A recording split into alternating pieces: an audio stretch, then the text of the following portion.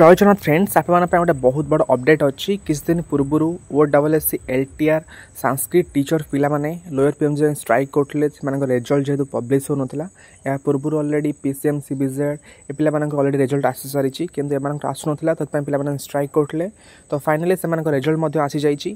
तो OSSC LTR Sanskrit teacher पिला certificate verification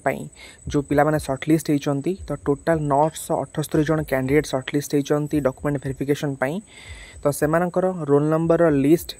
details रे एटी मेंशन अच्छी आपण मैंने जाइए OSS वेबसाइट रे PDF डाउनलोड कर चेक करनी जो मैंने एग्जाम देते देखो आपंकर यही टाइप रोल नंबर एवं कैटेगोरी जो कैटेगोरी आप सिलेक्ट होती तो सेगुड़ा सब मेंशन अच्छी तो आप निज निज रोल नंबर जाए चेक करनंतु एवं जो मैंने सर्टलिस्ट होती डॉक्यूमेंट वेरिफिकेशन आपण मेनी मेनी कंग्रेचुलेसन बर्तमान देखो आपंकर ओवरऑल कट ऑफ केते जाइए सब कैटेगोरी वाइज तो देखो UR कैटेगोरी कट ऑफ जाइए 117.75 UR ओमेना सेम जाइए देन SCBC जाइए 115.5 SCBC ओमेना सेम जाइए